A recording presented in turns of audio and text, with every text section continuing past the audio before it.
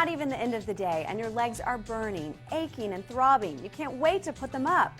A lot of people think this is a problem they just have to live with. Well, that's not necessarily the case. We're here today at Vein Specialist of the Carolinas with Dr. David Draughn, a general surgeon who turned his personal passion into his everyday practice. He's here to tell us how he can help you. Dr. Draughn, you got into this specialty because your wife came to you with leg pain and traditional measures couldn't find the cause. When should someone come see a specialist for their issues?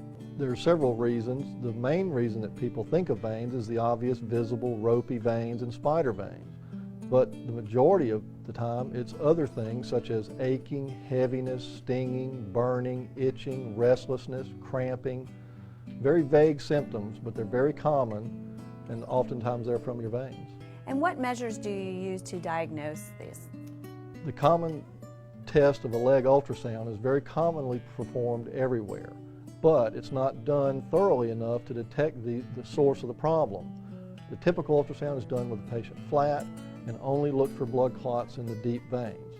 The ultrasounds that we do are done standing, and we study the deep and the superficial veins not only for clots, but also for reflux or backwards flow in the veins. And then once a patient is diagnosed, you can treat them here in this office. That's right. The old-timey vein stripping in the operating room under general anesthesia is out. Everything we do now is a simple, safe procedure. It can be done in the office, maybe a little sedation, maybe not, some little local anesthesia, and that's it. And oftentimes covered by insurance. Nearly all the time. If you have symptoms, you have reflux, it's nearly always covered by insurance and with nothing more than a copay. Well, and what I learned today too is that it's not just unsightly veins that are the problem.